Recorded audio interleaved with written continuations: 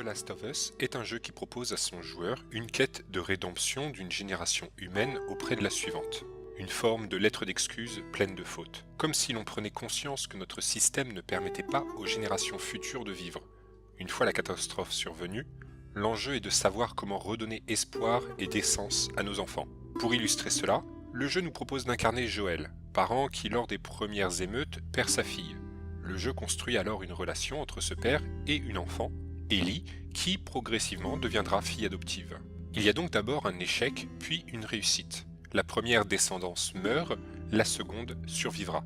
Cela est nécessaire afin d'expier nos péchés, pour employer le champ lexical du théisme dont les prénoms Joël et Ellie sont issus. Le game design doit donc nous faire ressentir la chute de la civilisation humaine, puis son renouveau, et ce, à travers une focale faite sur la relation entre Joël et Ellie. Pour illustrer cela, le jeu nous fait vivre, en tant que joueur, toute une série d'événements, mais nous n'allons retenir ici que l'introduction et la conclusion du jeu, car ce sont les plus intéressants en termes de construction narrative, puisqu'elles sont bâties en miroir. Au début du jeu, vous incarnez Sarah, fille de Joël et symbole de la génération sacrifiée. Il fait nuit et nous évoluons dans un espace clos. Joël dit la vérité à Sarah et donc aux joueurs, il faut fuir, puis séquence en voiture avec la radio qui permet de situer les événements. Ensuite, Sarah étant blessée, Joël doit la porter pour s'échapper des humains contaminés. Sarah meurt, elle est l'allégorie de l'humanité et de l'espoir que Joël, incarnation de la civilisation, n'a pas su protéger. Cette introduction illustre la déchéance de l'humanité. La conclusion du jeu est l'exact opposé. Ellie, fille adoptive, est retrouvée endormie, puis vient une séquence durant laquelle Joël doit la porter pour fuir les humains cette fois. On retrouve ensuite Joël et Ellie en voiture, avec un flashback qui nous explique ce qu'il s'est passé pendant la courte ellipse vécue. Enfin, le joueur incarne de nouveau l'enfant devenant adulte, nouvelle génération de ce monde qui a vécu trop longtemps sans enfant. Il fait jour et nous évoluons dans la nature. Ellie n'est plus l'allégorie de l'humanité. Joël ment à Ellie et donc au joueur, et s'il y a une nouvelle civilisation après l'épidémie, celle-ci sera bâtie sur des mensonges nécessaires ou peut-être pas. The Last of Us est un voyage en Occident, une recherche d'un monde meilleur, mais celui-ci ne sera pas le monde qui a été connu. Le message est clair et expéditif. Il n'y a pas de retour possible, il faudra vivre avec honte et regret. Mais l'on vivra. La construction en miroir de l'introduction et de la conclusion du jeu nous fait passer par la déchéance puis le renouveau, mais celui-ci n'est pas un retour à l'origine, juste un nouvel équilibre.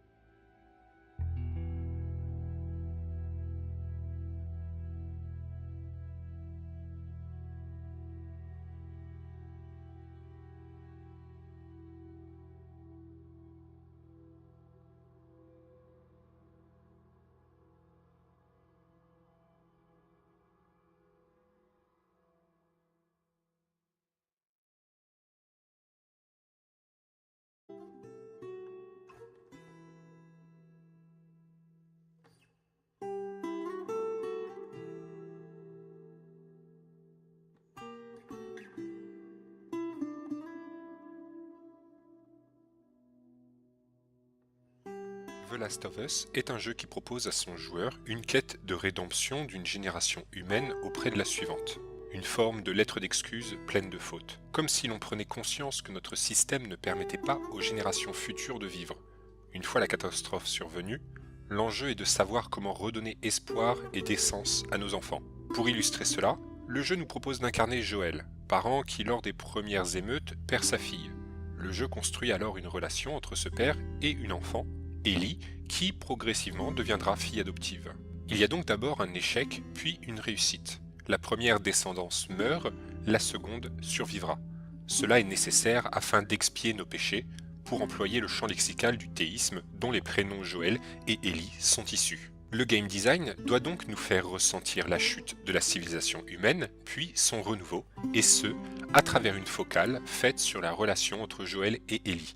Pour illustrer cela, le jeu nous fait vivre, en tant que joueur, toute une série d'événements, mais nous n'allons retenir ici que l'introduction et la conclusion du jeu, car ce sont les plus intéressants en termes de construction narrative, puisqu'elles sont bâties en miroir. Au début du jeu, vous incarnez Sarah, fille de Joël et symbole de la génération sacrifiée. Il fait nuit et nous évoluons dans un espace clos. Joël dit la vérité à Sarah et donc aux joueurs, il faut fuir, puis séquence en voiture avec la radio qui permet de situer les événements. Ensuite, Sarah étant blessée, Joël doit la porter pour s'échapper des humains contaminés. Sarah meurt, elle est l'allégorie de l'humanité et de l'espoir que Joël, incarnation de la civilisation, n'a pas su protéger. Cette introduction illustre la déchéance de l'humanité. La conclusion du jeu est l'exact opposé. Ellie, fille adoptive, est retrouvée endormie, puis vient une séquence durant laquelle Joël doit la porter pour fuir les humains cette fois. On retrouve ensuite Joël et Ellie en voiture, avec un flashback qui nous explique ce qu'il s'est passé pendant la courte ellipse vécue. Enfin, le joueur incarne de nouveau l'enfant devenant adulte, nouvelle génération de ce monde qui a vécu trop longtemps sans enfant.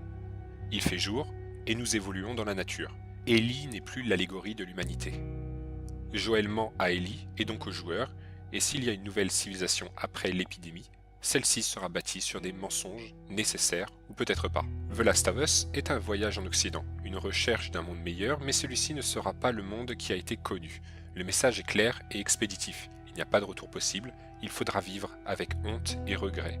Mais l'on vivra. La construction en miroir de l'introduction et de la conclusion du jeu nous fait passer par la déchéance puis le renouveau, mais celui-ci n'est pas un retour à l'origine.